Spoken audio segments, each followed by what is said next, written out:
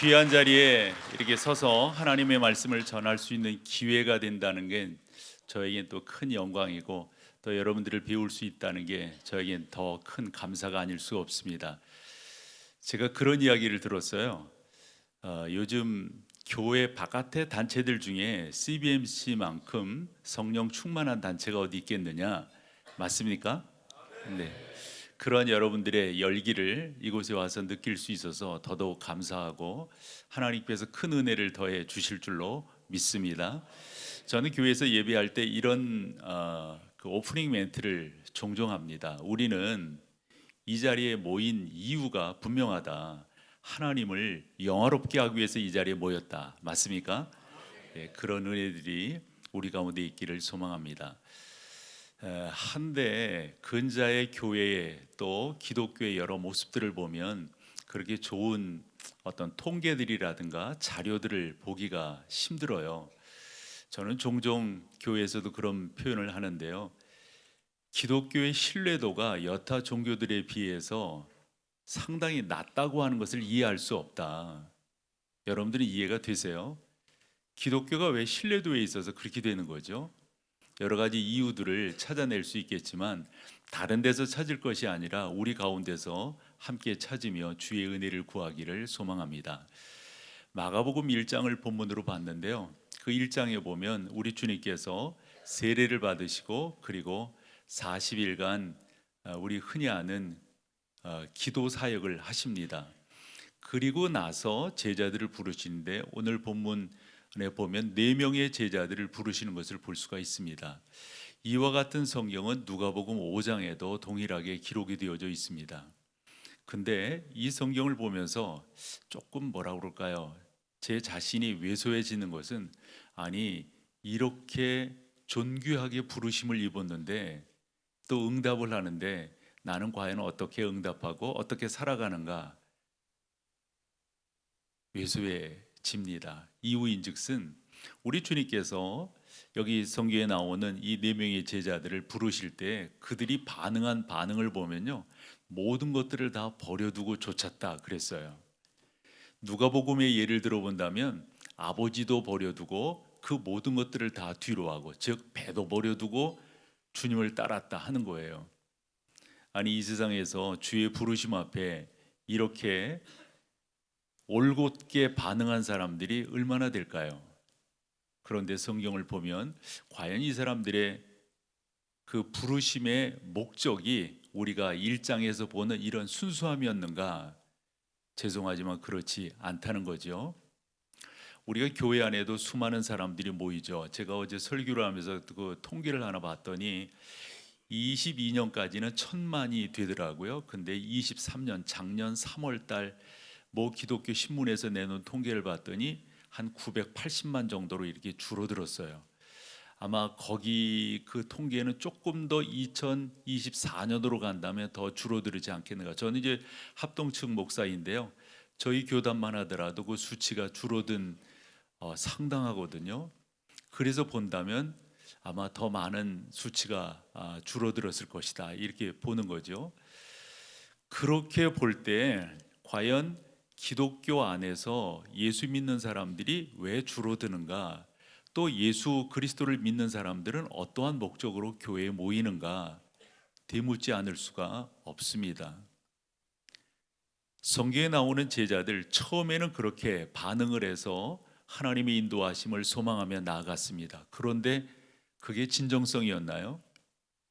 마가복음 1장 우리 그렇게 봤는데요. 9장으로 가보면 어떤 내용이 나오냐면 전반부에서는 1절에서 13절까지는 변화산 사건이 나옵니다. 근데 그때 마침 자기 아들이 귀신 들린 사람이 있었는데 뭐 백약이 무효라고 고치려고 수없는 노력을 해봤지만 고칠 수가 없어서 물어서 거기 가면 고칠 수 있다 해서 온 거예요. 근데 예수님은 그때 변화산에 3명의 제자들과 같이 올라가셨기 때문에 안 계셨어요. 물었습니다. 우리 아들이 이래서 왔는데 고칠 수가 있느냐? 근데 고치질 못했습니다. 왜 못 고쳤는가? 마가가 우리 가운데 소개하려고 하는 것은 그 제자들 가운데 엉뚱한 생각이 있었기 때문에 못 고쳤다. 이게 성경 우리 가운데 주려고 하는 거예요.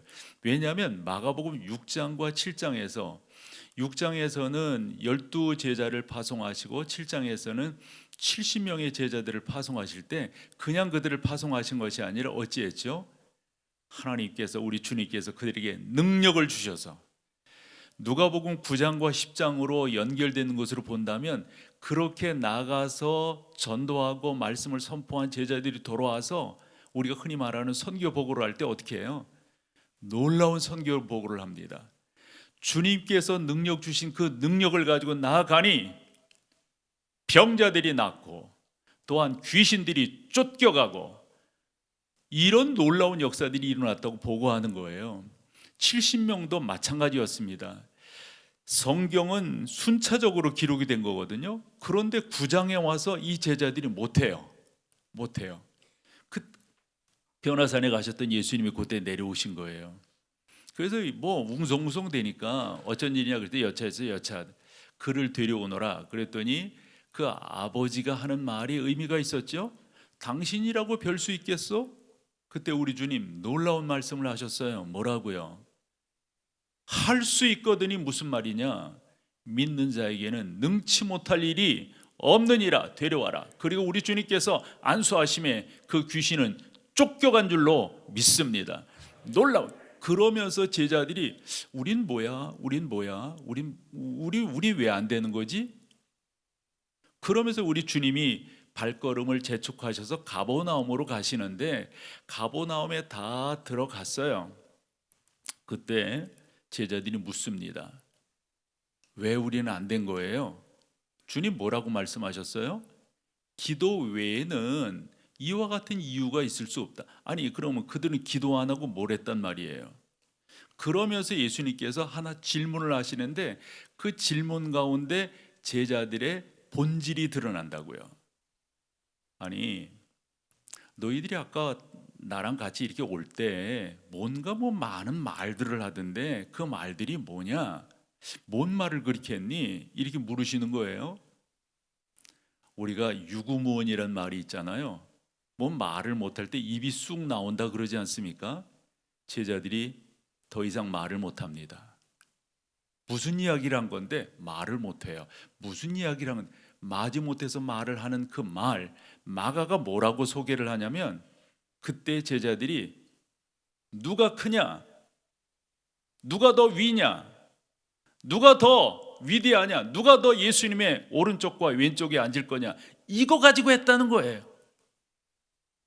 그러면 다시 1장으로 돌아가서 아버지도 버려요, 배도 버려요, 그물도 버려요, 나를 따라오너라 따라간 그 제자들의 순수성 의심이 돼야 안 돼요? 예수님의 제자들의 그 모든 과정들을 보면은 요한복음 21장까지 쭉 봤을 때 제자들이 과연 의미 있게 예수님을 쫓았는가?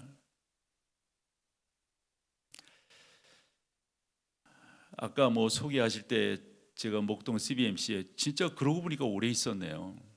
그러면서 흔히 말하는 성장기와 정체기와 쇠퇴기를 죄송하지만 봤어요. 저는 어려서부터 신앙생활을 했습니다. 그래서 주님의 교회가 성장하는 거, 예를 들어 60년대 10대니까 잘 모른다 할지라도 70년대 80년대 더 나아가 90년대 교회가 어떻게 세워지는지 어떻게 성장하는지 저 친히 봤어요. 그런데 지금은 이유가 어디에 있을까요, 여러분? 이유가 왜 그렇게 갔다가 왜 이렇게 떨어지는 걸까요? 저 오늘 그 얘기하고 싶어서 이 자리에 섰습니다. 목동 CBMC도 마찬가지지만 CBMC 각 지회들 다 들어보면은 예전 같지 않다는 말 한결같이 하실걸요. 전국 대회로 모일 때 저도 참여해보고 그랬는데요. 대단하잖아요. 근데 예전 대단하던 거 지금 그런가요? 그러면 예전엔 왜 그랬고 지금은 왜 그렇게 못한 거죠? 제자들이 그렇게 따랐는데 왜 끝까지 그 제자들이 그의 진정성들을 보이지 못하고 가는 거죠? 왜 목사인 저는 교회에서 예배할 때마다 오프닝 멘트로 우리는 이 자리에 하나님을 영화롭게 하기 위해 모였습니다, 이 모임의 당위성을 왜 이야기해야 되는 거죠?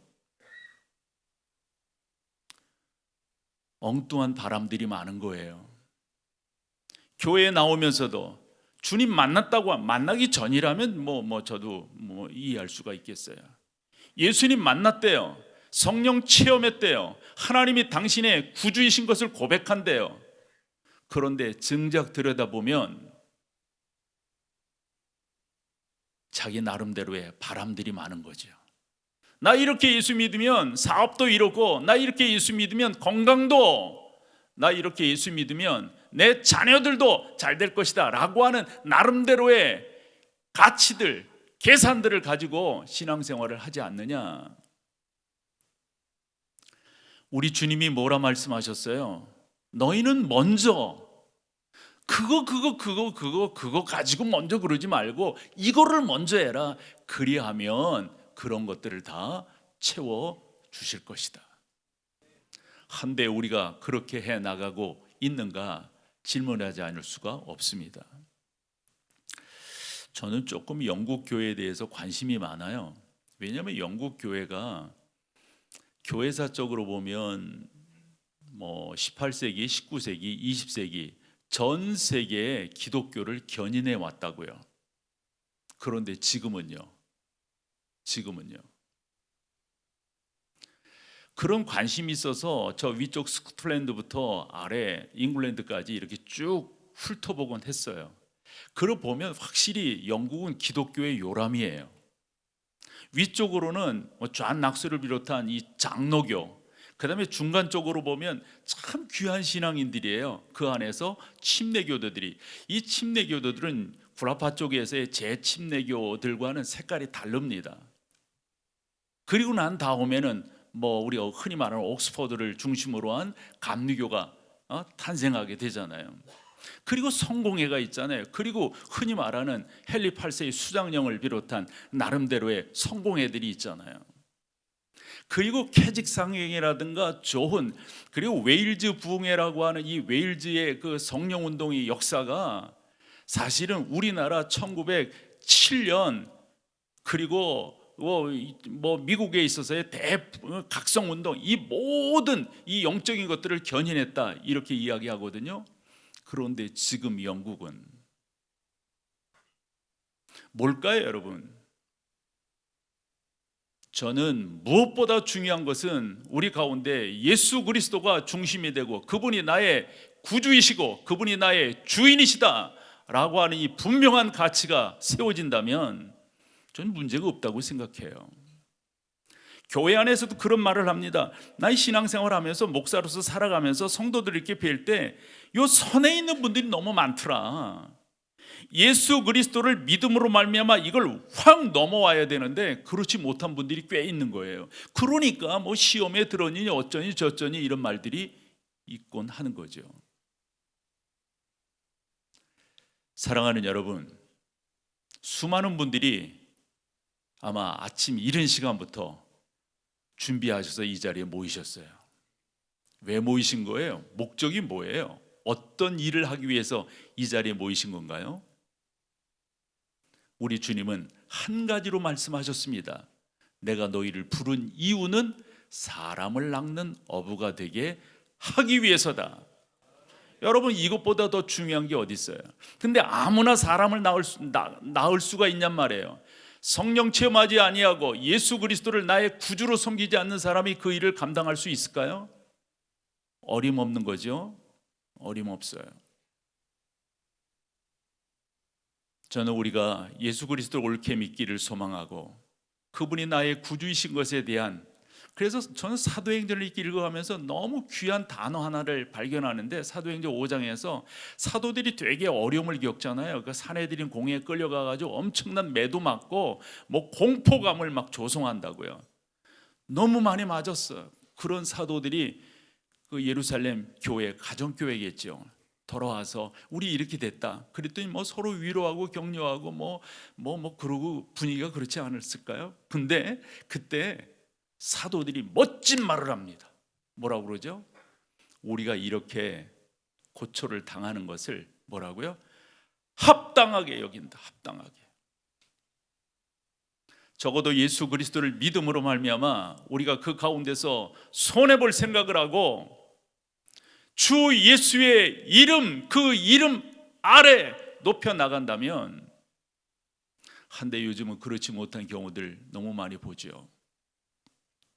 전 남의 이야기인 줄 알았어요. 저희도 이렇게 교육자, 이제 부교육자들에게 청빙하려다 보면 요즘 쉽지 않습니다. 전 총신을 나왔는데요, 학교 미달이라고 하는 소식을 듣곤 합니다. 저희 때는 셌어요. 왜 그렇게 되는 거죠? 뭐 문제죠? 이렇게 결론을 지어볼게요. 그래서 여러분, 무엇보다 중요한 것은 여러분들이 복음적 진리가 분명해야 됩니다. 그리고 나서 정말 중요한 것은 메신저예요. 메신저. 누가 전하느냐입니다. 여러분 모두가 다 좋은 직업을 갖고 계세요. 나름대로 여러분들의 삶의 형편들이 좋으시다고 생각해요. 거기에 여러분 좋은 메신저가 되세요. 그래서 주 예수의 예수 되심을 증거한, 얼마나 프라우드해요. 그게요. 나를 감동 주잖아요. 감동 있게 하잖아요. 살맛 나게 하잖아요. 맞아, 나 이 일을 위해서 부르심을 받았어 라고. 또 하나 중요한 것은 하나님이 우리를 그렇게 환경적으로 사용하신다 이거예요.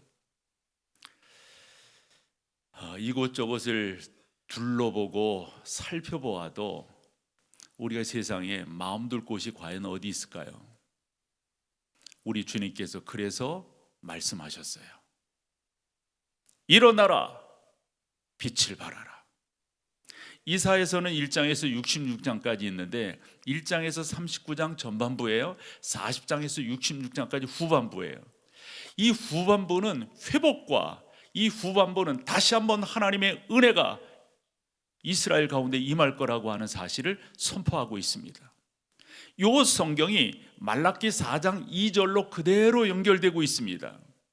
어느 정도로 연결되냐면, 의로운 태양이 떠올라서 치료하는 광선을 비출 것이다. 여러분, 여기서 치료하는 광선이 병을 낫게 한다 이런 차원이 아니에요. 이 치료하는 광선은 정체되어 있는 것들 회복시킬 것이고, 우리의 심령 속에 답답한 것들 회복시켜 주실 것이고, 성령 하나님의 놀라운 역사가 우리 가운데 있을 것이다 라고 하는 치유의 광선입니다. 그런데 그 광선이 본체가 뭐라는 거예요? 우리 주 예수 그리스도이신 것을 믿습니다. 그분이 우리를 치료하실 겁니다. 그분이 우리에게 광선을 비추라고 말씀하셨습니다. 우리 보고 전도자가 되라고 말씀하셨습니다. 그러면 명령하시는 거예요. 뭐라고요? 일어나라, 일어나라. 암울한 세상이었습니다. 얼마 안 있어서 바벨론에 멸망할 그 진노, 징계를 앞두고 있는 민족이었습니다. 그런 가운데 하나님께서 일어나라 말씀하십니다. 여러분, 좌우를 다 돌아봐 보세요. 여러분들의 사정과 형편, 여러분들이 알고 있는 모든 것들을 다 돌아보시라고요. 과연 일어날 대상이 누가 있어요? 여러분밖에 없어요. 죄송하지만 교회밖에 없어요. 교회여 일어나라. CBMC여 일어나라. 일어나서 뭐 할 건데요?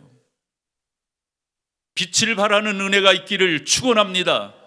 여러분들의 사업이 일어나기를 축원합니다. 여러분들의 교회가, 여러분들의 삶의 모든 지경들이 일어나는 놀라운 역사가 있기를 축복합니다. 그리하여 빛을 발하는 은혜가 풍성하기를 소망합니다. 이제는 우리 주 예수 그리스도의 은혜와 아버지 하나님의 사랑과 인도하시는 성령의 역사가 귀한 하나님의 사람들의 모임 가운데, 주님의 교회와 이 민족 가운데 이제로부터 영원토록 함께 있을지어다. 아멘.